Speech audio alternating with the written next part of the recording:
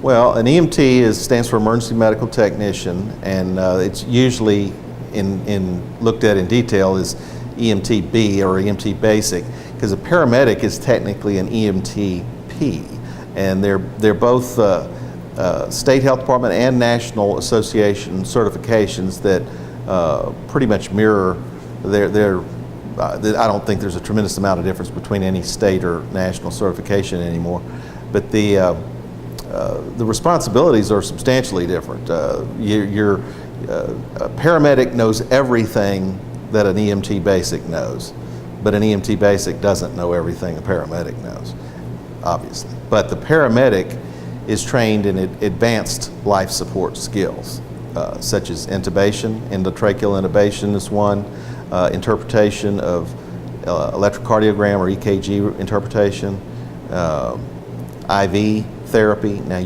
there is a hybrid, or used to be a hybrid, I don't know if it still exists, of certification in between, which was called a special skill certification, that would receive training in certain special skills. But true paramedics are going to be knowledgeable about endotracheal intubation, IV therapy, EKG interpretation, and a variety of different drug therapies.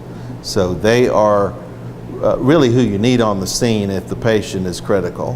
However, with that said, HFD, for as far as I know, still has a long-standing approach, first started by Dr. Pepe, that was the only thing that's going to save a severely injured trauma patient is a surgeon's scalpel and his skills.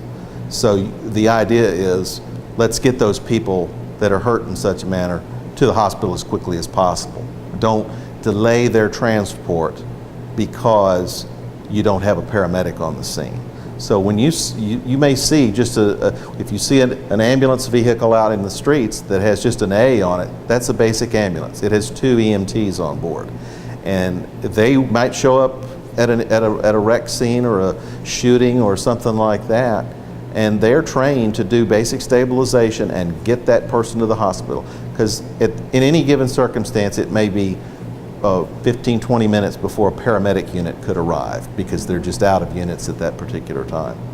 I think that's a big misperception among the public, is that their fire station right down the street will always be there for their call, and that's not necessarily the case. It can be a real hodgepodge of who shows up based on what's available at the time. You'll get the proper care there eventually. It's just time is the enemy in those situations.